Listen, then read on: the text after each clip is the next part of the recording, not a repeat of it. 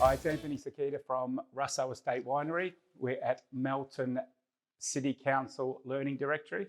And I'm just going to run through cooking a filet steak au poivre, which is a peppered steak. So as we get along, I'll be explaining how and why. So it'll be nice and easy for you to follow. So we start off with a good steak, grass-fed steak I prefer.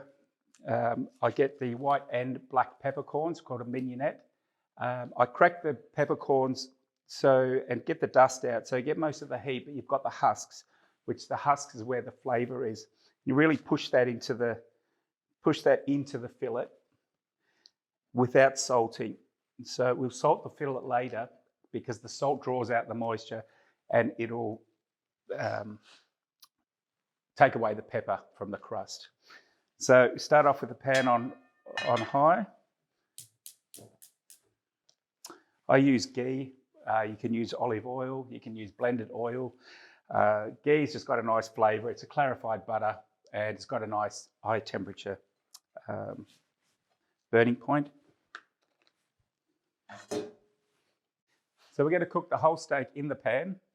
Take the steak out, make the sauce in the pan. So all the flavour, all the work and mess is just all in one pan. So if you want to do it at home, it's quite easy, quite clean. So we start off with just melting the ghee. We don't want to put the fillet into a hot pan. We're just going to be a cool pan, and then we're going to bring the heat up. If the pan is too hot, it's going to sear it and then start to burn the fillet. So what we want to do is create a crust. So we're starting off on a high heat, lowering the heat, getting a nice crust, turning it over, getting the high heat again, crust, putting some butter into it, some flavour, taking it out and then making the sauce. Okay, peppercorns pressed into the fillet. We'll place it into the pan. You can see it's not too hot, so it's just going to bring the temperature up, creating a crust as it heats up. This cut of meat's probably the eye fillet's the most tender of the beef fillets. It hasn't got the most flavour, like a rump would have more flavour, but an eye fillet has got the tenderness and the flavour. And traditionally, eye fillet steak au poivre, which is a peppered steak, has always been a tenderloin eye fillet. So we're starting a new menu at the start of July, which this will be one of the dishes on the menu. There's a ribeye, a sirloin. We'll try and use grass-fed beef where we can, and most of it comes from Tasmania. Okay, so it's just starting to form a crust on the bottom now, so I can just turn the heat just a little lower. Okay, now I can turn the steak over, put the heat back up. You can see a nice brown crust on the fillet there. Okay, so just before we take the steak out of the pan to start making the sauce, I'll just add a little bit of butter, whole butter, some fresh thyme, and then just slowly, what you call it is nappe the fillet. So you're bringing the butter, all the beef juices back over the eye fillet. As the eye fillet's cooking, it's dehydrating, so you're trying to put that butter and the fat back into the eye fillet. All the flavours going back into it. Now we didn't start cooking with the butter because the butter starts to burn. So it'll go to a brown, nutty flavour, and then it'll go black and go bitter. So you don't want to go past the brown butter stage, and you want to give the eye fillet as much of that thyme flavoured butter with all the beef juices onto the steak.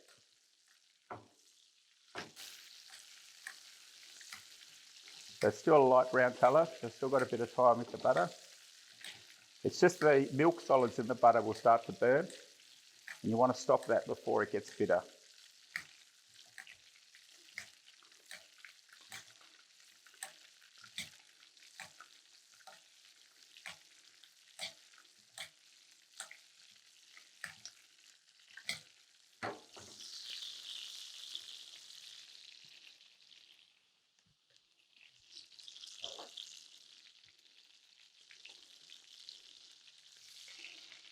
Okay, so the fillet at the moment is rare.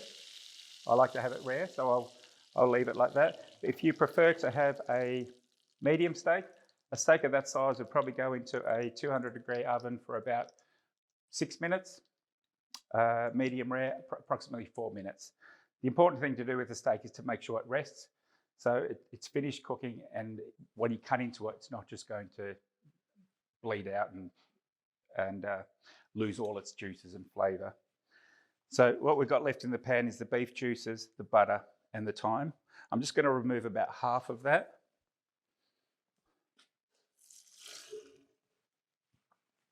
Okay, so starting with the heat on low, just going to add a little bit of the cognac. Turn the flame up, just burn the alcohol. So you've got the butter, the beef juices, the thyme, and the cognac. Once the alcohol burns off, just going to add just a little bit of chicken stock. Some people use beef stock, but I find it a little bit too heavy. I'd rather have a nice light stock where you can taste the flavour of the beef and the sauce complements the beef.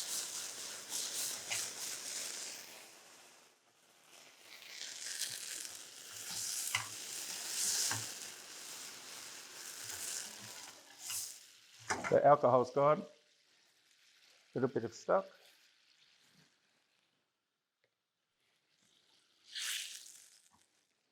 Now I can season with salt. You can see on the fillet it's got the nice crust with the pepper still stuck on the fillet. If I had have salted it, that would have just fell off. Then now it's just a matter of reducing the sauce a little.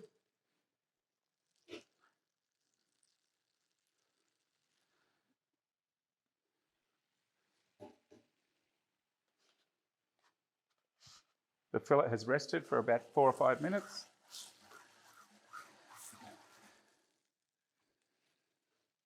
Once I get the right consistency on the sauce, the more I cook it, the more it'll reduce and thicken. You can add more butter at this stage, but there's still a lot of butter in there from the start, which I'll try and cut down on the butter at the end. Okay, just before serving, I just like to squeeze a little bit of lime just to get that acid, because it can be quite flat flavours with the beef, the stock, the butter, quite fatty. So the lemon just acts as a bit of a zing, just lifts it up.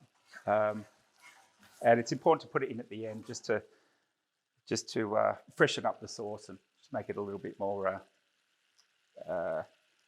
bitter. All right, when the sauce is ready, just bring it over to the fillet. I use a tea strainer just so any solids or thyme or herbs don't go onto the plate. You have it. Nice glossy sauce. Serve with a little bit of lemon on the side and some greens. And you have it.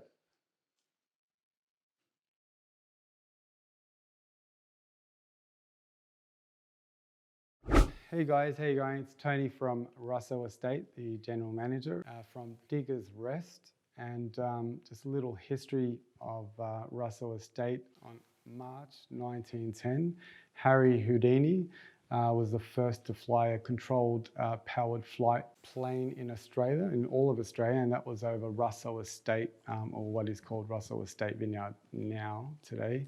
And in 1995, Joe Russo and Rita Russo bought the land, and then in 1998 they finished building their house on the estate, and in 2001 they started planting over 15 acres of vines. In 2006 they produced their first ever vintages, which was the Shiraz, Cabernet Sauvignon and Pinot Noir.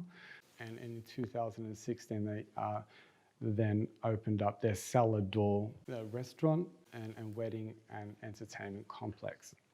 So the Cellar Door, it opens on the weekends, and there's bookings only from 12 till 3 o'clock, and that's weekends only. And then the restaurant has a 180 panoramic view of and with floor-to-ceiling windows and sliding doors that are overlooking the 16 acres of the vineyard, and producing three grape varieties, which is the Shiraz, the Cabernet Sauvignon, and the Pinot Noir.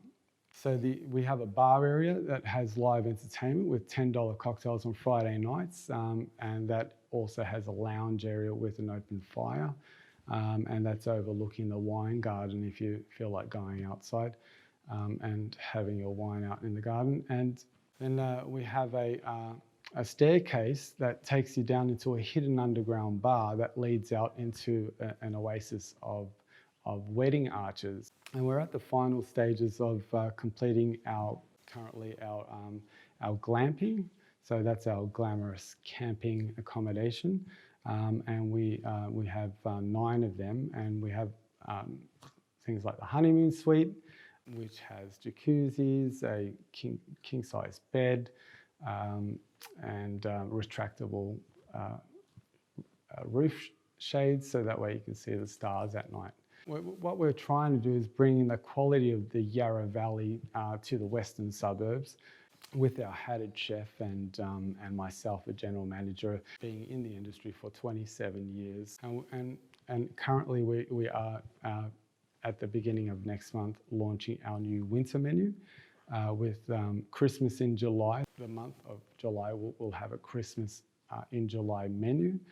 And then we'll also have a Christmas in July party. So that will be a dress-up party and entertainment. We're also launching out our corporate lunch. It's also designed for all-day menu as well. Overall, I think you need to really come down and actually experience for it yourself, because there's much more to show you. But like I said, it's best you come down and see it for yourself. So yeah, thank you.